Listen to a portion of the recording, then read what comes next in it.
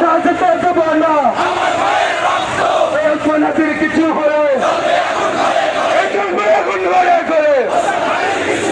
ওসমান হাদির কিছু হলে চলবে এখন ঘরে ঘরে। মুসলিম লীগের সন্ত্রাসীরা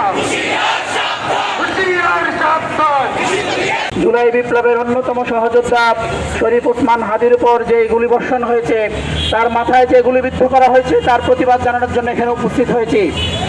সংগ্রামী বন্ধুগণ, আমরা ভেবেছিলাম জুলাই বিপ্লবে 2000 শহীদের রক্তের উপর, 30,000 আহত এবং গাজী ভাইদের রক্তের উপর যে নতুন বাংলাদেশ, সেই বাংলাদেশে আমাদের আর কোনো রক্ত দিতে হবে না। সংগ্রামী বন্ধুগণ, আমরা দেখতে পেলাম জুলাইয়ের পরাজিত শক্তি বারংবার মাথা তুলে দাঁড়ানোর চেষ্টা করছে। আজকের এই হামলা শুধুমাত্র ওসমান হাদির উপর হামলা নয়, আজকের এই হামলা জুলাই বিপ্লবের সকল বিপ্লবীর উপর হামলা। সংগ্রামী বন্ধুগণ, জুলাই বিপ্লবের উপর হামলা মানে বাংলাদেশের উপর হামলা। জুলাই বিপ্লবের উপর হামলা মানে বাংলাদেশের 18 কোটি মানুষের উপর হামলা। শরীফ ওসমান হাদির উপরে যে হামলা হয়েছে, তারা এই হামলার মাধ্যমে আমাদেরকে ভয় দেখাতে চায়, কিন্তু তারা জানে না আমরা জুলাই বিপ্লবে নিজেদের জীবনকে বিলিয়ে দিয়েছি। আমরা জুলাই বিপ্লবে শহীদ হওয়ার জন্য রাজপথে নেমেছি। আল্লাহ রাব্বুল আলামিন আমাদেরকে জুলাই বিপ্লবে কবুল করেন নাই। আল্লাহ রাব্বুল আলামিন আগামীর বাংলাদেশ আমাদেরকে নেতৃত্ব দিতে চান, সেই জন্য আল্লাহ আমাদেরকে বাঁচায় রেখেছেন। জুলাইয়ের অসংখ্য গাদ্দার ফ্যাসিস্টদেরকে তারা পুনর্বাসিত করেছে। জুলাই গাদ্দারদেরকে রাষ্ট্রের বিভিন্ন পর্যায়ে পুনর্বাসন করার মাধ্যমে এই রাষ্ট্রকে পুনর্বার অস্থিতিশীল করার চেষ্টা করেছে। সংগ্রামী বন্ধুগণ, আমরা দেখতে পেলাম গতকালকে তফসিল ঘোষণার পর থেকে শুরু করে সারা দেশে আবারও নারকীয় তাণ্ডব শুরু হয়েছে।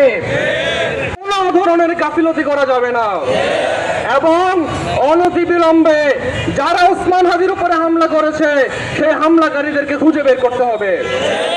খুঁজে বের করে তাদেরকে দৃষ্টান্তমূলক বিচারের আওতায় আনতে হবে।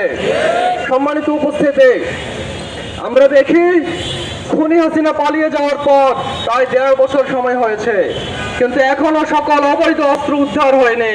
আপনারা দেশের মানুষের নিরাপত্তা নিশ্চিত করার জন্য যা যা করার সবকিছু করুন। এদেশের মানুষ আপনাদের সাথে থাকবে এবং আপনাদেরকে সার্বিক সহযোগিতা করবে।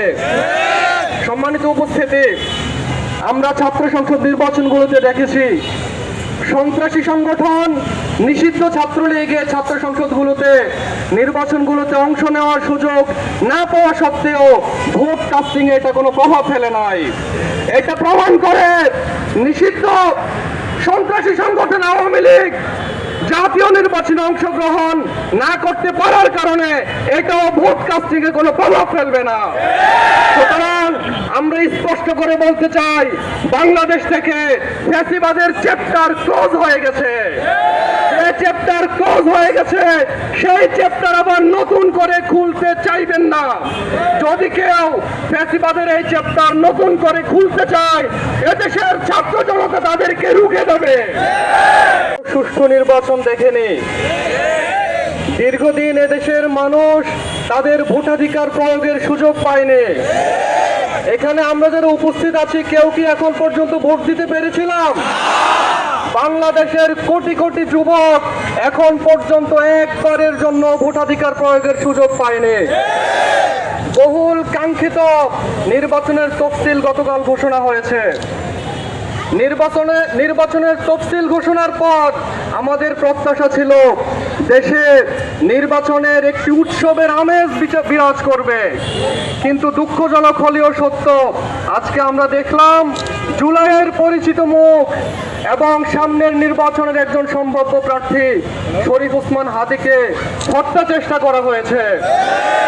বিষয়টি বাংলাদেশের আইন শৃঙ্খলা পরিস্থিতি নিয়ে আমাদেরকে উদ্বিগ্ন করেছে, আমাদেরকে বিক্ষুব্ধ করেছে। আমরা স্পষ্টভাবে দেখছি প্রশাসন তার দায়িত্ব পালন করতে ব্যর্থ হয়েছে। শরীফ ওসমান হাদি হচ্ছেন জুলাইয়ের একজন সামনের সারির কণ্ঠস্বর।